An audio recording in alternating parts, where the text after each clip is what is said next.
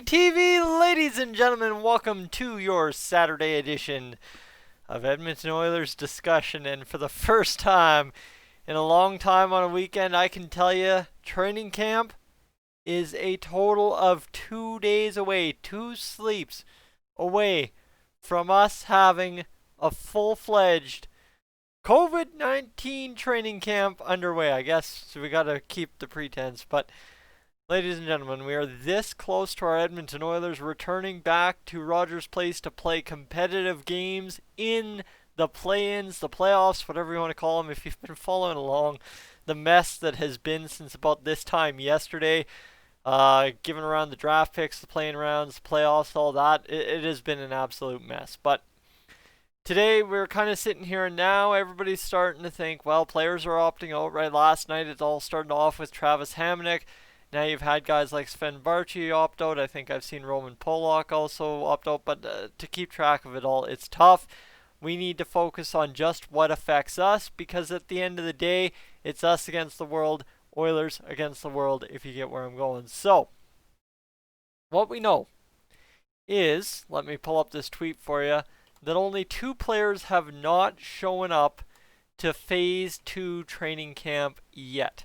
That's the only thing. We only have 2 guys missing, and those 2 guys are, if you're counting the players like I have not been, they are Jones and Green. Caleb Jones and Mike Green are the only 2 guys that haven't shown up quite yet, and we'll read this tweet from Daniel Nugent-Bowman as eliminate Smith, because Smith was on the ice today in Phase 2, and the Oilers tweeted out a specific video that featured only Mike Smith to put that story to rest. Jones, Green, omit Smith, are only players we don't have on ice video evidence as part of Phase 2 in Edmonton. I'm told they are, or they've either been quarantining or had been making travel plans. Things can change now that terms are set, but it doesn't sound like Edmonton is expecting opt-outs. Now, it's not my place to say. I've read, if you've read, and everybody's probably read on the internet today, there's a million theories here what's going on with Jones and Green. I think everyone's leaning that Green's probably the most likely guy on the team to opt out, whether it be the veteran presence.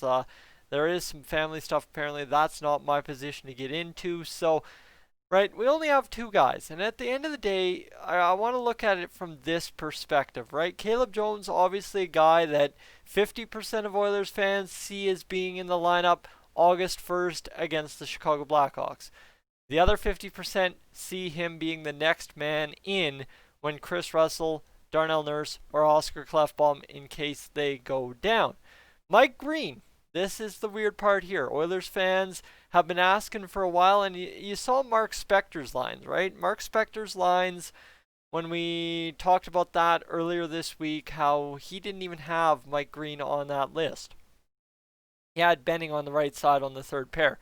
So I'm not sitting here trying to throw the conspiracy theories out for you, but right, there's maybe a sense that, there might be something more than smoke to that story of Mike Green maybe opting out, but that's fine. It is what it is. At the end of the day, when it comes down to these opt-outs for the players, it all comes down to it is personal choice, it is personal safety, it is family safety, and it is all about doing things the way the player feels is best.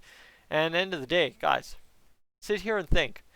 When we got this Phase 3, Phase 4 stuff underway back, say, July 1st, even go a week ago to a month ago to when Phase 2 opened June 10th, somewhere in there, right? Think about that. We had all kinds of ideas of who should opt out, who might opt out, and at that point, I think everybody's list probably would have been maybe bigger than 3 or 4 players, just based on the fact that, oh man, this whole uncertainty thing, right? Obviously, the players overseas, the players in the United States, the players elsewhere in Canada, it is a sketchy go out there in the world. It's like, this is the hard part about the whole return to play format, is realistically, day by day in certain parts of the world, it is getting worse.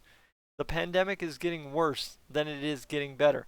Canada, we have stabilized. We have done what the whole public health orders were meant to do and everything great and on par, and that's why we have two Canadian hub cities. But right, obviously, when you've got players scattered all across the world, you're going to have some scares, right? Some scares that, oh man, this guy might need to opt out or this person might need to opt out. And realistically, for the Oilers to have their list before training camp opens on July 13th, which is 2 days from now, down to 2 players who haven't shown up in Edmonton. That is friggin' fantastic. Because think about this. We're not talking the 23 guys that have gone to war every single game for the past, 5-6 games as part of this Oilers roster. No, we're talking upwards of 30, 31, 32 players coming to Edmonton, and we're missing only 2 off of the list of 32 we'd prefer to have for training camp.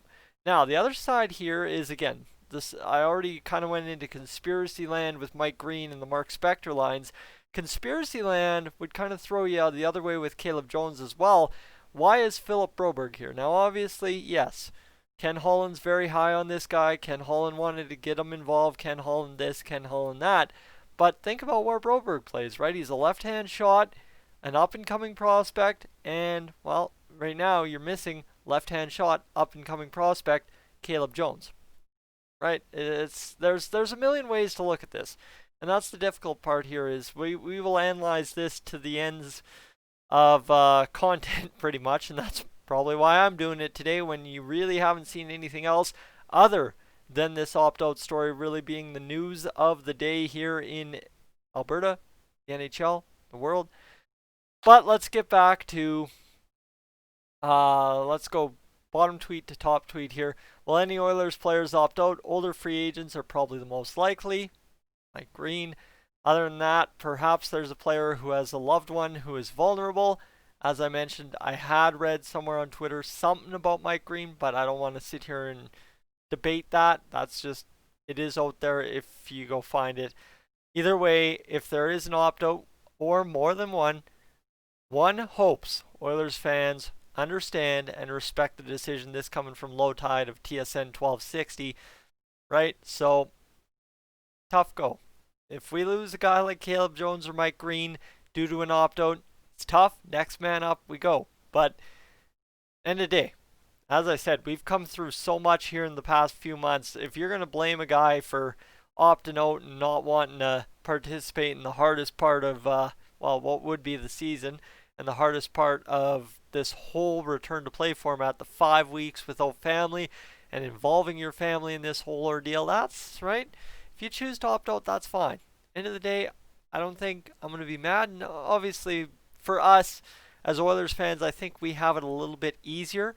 I think if you ask Calgary Flames fans this weekend, they might have a bit of a mixed, different feeling based on what Travis Hamonic means to their hockey team as opposed to Caleb Jones and Mike Green. Not to make them lesser than, but we're not talking to Connor McDavid or Leon Draisaitl, who is integral to the winning of this team. Although, don't kid yourself, Caleb Jones absolutely a vital reason the Oilers got themselves to where they were at this point, March 11th, when the season ended, to get into this position August 1st against the Chicago Blackhawks, right?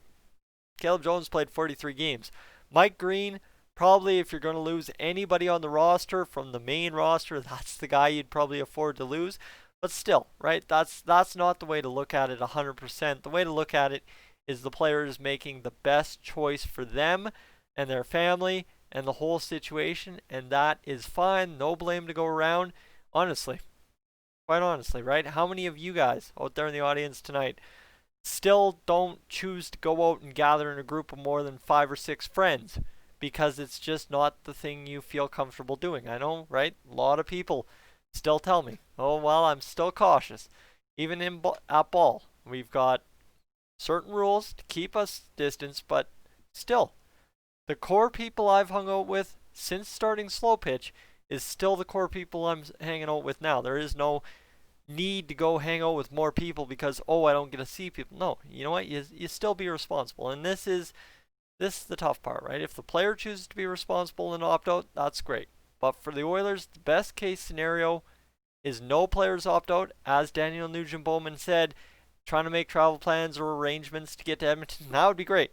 I'd love to have Caleb Jones there 100%. Mike Green, steady Eddie, third pair defenseman to have in the playoffs, no doubt about it, I'd take that. However, if they choose to opt out, no hard feelings, we're good, we're gold, we'll make a run, and we'll make it for them, we'll make it for Colby Cave, we'll make it for the long-suffering Oilers fans. It'll all be good, guys. Ladies and gentlemen, I'm Tyson, this is Dolynny TV.